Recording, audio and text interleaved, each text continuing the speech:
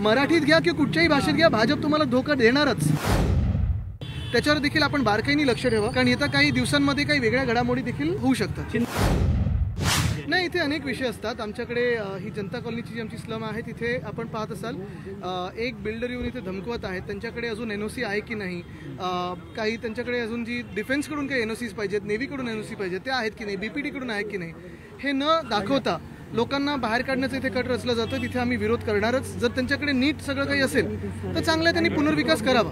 सगळ्या लोकांना पुनर्विकास हवा आहे, लोकांना विकास हवा आहे, पण घराबाहेर इथून काढणार आणि कुठे नेणार हे माहिती नाही, कधी परत आणणार हे माहिती नाही, NOC आहेत की नाही हे माहिती नाही. असा विकास चालणार नाही. आणि म्हणून विकासकाच्या विरोधात किंवा विकासाकडून जाब विचारायला लोक इथे उभे आहेत.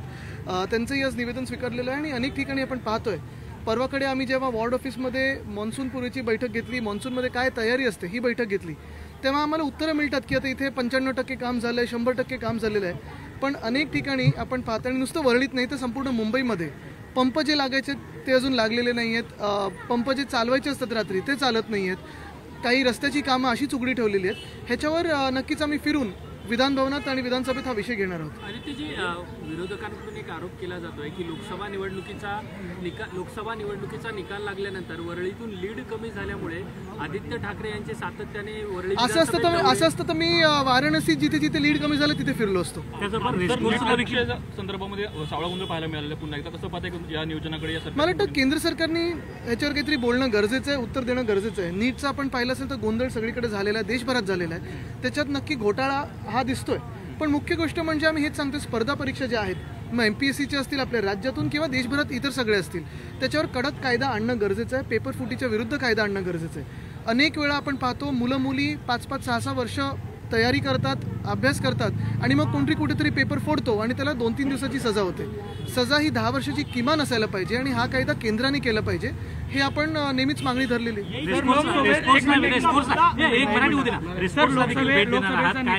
रेसकोर्सला परवाकडे वीज पडली, पण तिथे देखील असाच विषय झालेला आहे. तिथे देखील जी स्लम सोसायटी आहे, BMC त्यांना हटवण्याचा प्रयत्न करते. आता सांगते आम्ही बाजूच्या कुठच्या तरी SRA मध्ये तुम्हाला आणू.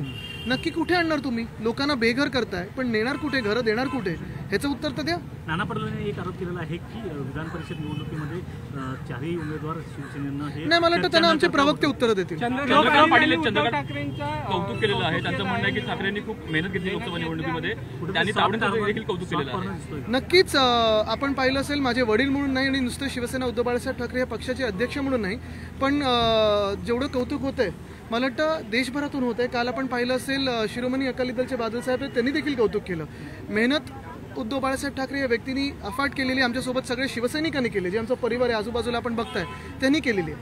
तसं पाहायला गेलं तर भाजप एवढा मोठा पक्ष, जगातला सर्वात मोठा पक्ष वगैरे सगळं काही आमच्या अंगावर आणून आमचा पक्ष जसा फोडला गेला, 40 आमदार गेले, 12 खासदार गेले, अनेक नगरसेवक तोडले गेले, यंत्रणा फोडली गेली, आणि तरी देखील ज्या जागा मिळालेल्या आहेत त्या आम्ही आमच्या बळावर आणलेल्या आहेत आणि अर्थात मित्रपक्ष आणि लोकांच्या प्रेमामुळे आले. लोकसभेचा निकाल लागलेला आहे. जर पाहायला गेलं तर पुन्हा एकदा विधानसभेसाठी एक्झिट पोल आलेला आहे आणि विधानसभेमध्ये जर पाहायला गेलं तर पुन्हा एकदा महाविकास आघाडी वरचढ. लोकसभेचा निकाल आलेला आहे आणि आपण पाहिलं असेल तृणमूल काँग्रेसने देखील तिथून एक वेगळा निकाल देण्याची आता तयारी केलेली आहे. त्याच्यावर देखील आपण बारकाईने लक्ष ठेवा, कारण येत्या काही दिवसांमध्ये काही वेगळ्या घडामोडी देखील होऊ शकतात. शिंदेचे 40 आमदार असताना पुन्हा 23 आमदार, 40 असताना 23 येण्याची शक्यता होती. वरती मिळालं काय?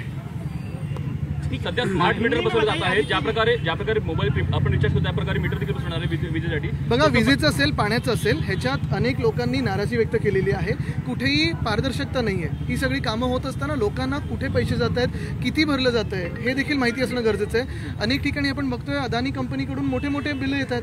मग जायचं कोणी, उत्तर कोणी द्यायची? आणि मुख्य गोष्ट हीच आहे, आपण पाहिलं असेल पावसाचा जो आता एक साधारणपणे महाराष्ट्रात आणि मुंबईत असेल, पुण्यात असेल, गोंधळ दिसत आहे. ते एवढ्यासाठीच आहे कारण मुंबई महानगरपालिका असेल, पुणे असेल, ठाणं, कोल्हापूर, सोलापूर, इथे कुठेही निवडणुका न झाल्यामुळे लोकप्रतिनिधी नाही आहेत त्या ठिकाणी. लोकप्रतिनिधी जेव्हा आपल्या म्युन्सिपल कॉर्पोरेशनमधून असतात, पब्लिक फीडबॅक बंद होतो. 24 लाख विद्यार्थियों के जीवन से खेला गया है नीट परीक्षा के माध्यम से. आपका क्या कहना, आप क्या कहना चाहते हैं? यही बात है कि अगर आप देखें तो हर एक क्षेत्र में ऐसे ही खेल शुरू है. रेलवे मंत्रालय जिनको सौंपा गया है उनका फेलियर तो आपने देखा होगा. नीट की जो बात आती है तो यही बात हम कहते आए हैं, चाहे स्टेट में हो या फिर देश भर में हो, जो ये पब्लिक एग्जामिनेशंस होते हैं उन पे कोई ना कोई एक रूल चाहिए. जो पेपर फोड़ते हैं, पेपर को लीक करते हैं, कोई कार्रवाई नहीं होती है.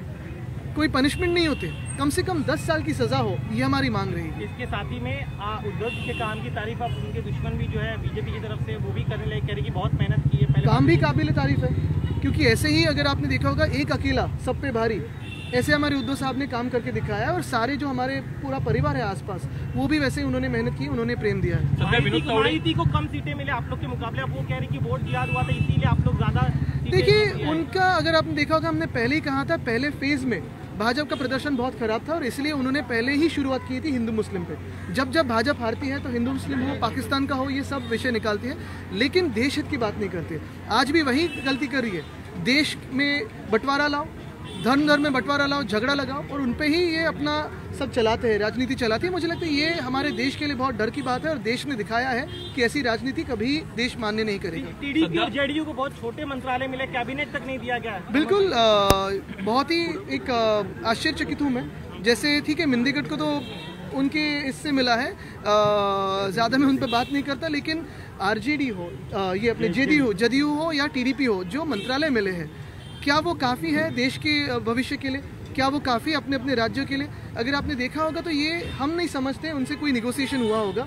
मैं यही बात दोहराना चाहता हूँ, फिर एक बार सबके सामने कहता हूँ कि अगर खुद के दल बचाने हो, जदयू को हो या टीडीपी को हो, स्पीकर का जो पद है वो अपने पास रखें। धोखा हो सकता है उनके साथ? बिल्कुल, धोखा होना शुरू भी हुआ है। जैसे निगोसिएशन में आपने देखा होगा, मुझे लगता है जो फूटी हुई एनसीपी है उनको कहा गया है बाद में आपको एक कैबिनेट दिया जाएगा। ये जो मिंदीगढ़ है उनको भी कहा है, ये जब बाद में कहते हैं तो भाजपा कभी भी अपने वचन पे पूरी आती नहीं है, ये हमारा अनुभव है। हेच मराठीत आधीची तुम्ही जी सभापती मराठीत घ्या किंवा कुठच्याही भाषेत घ्या, भाजप तुम्हाला धोका देणारच, हे लक्षात ठेवा। देश विदेशातील प्रत्येक घडामोडींचे लाईव्ह अपडेट मिळवण्यासाठी आता साम टीव्हीच्या सर्व सोशल मीडिया प्लॅटफॉर्मला लाईक, फॉलो आणि सबस्क्राईब करा। तसंच सर्व नोटिफिकेशनसाठी बेल आयकॉन प्रेस करायला विसरू नका।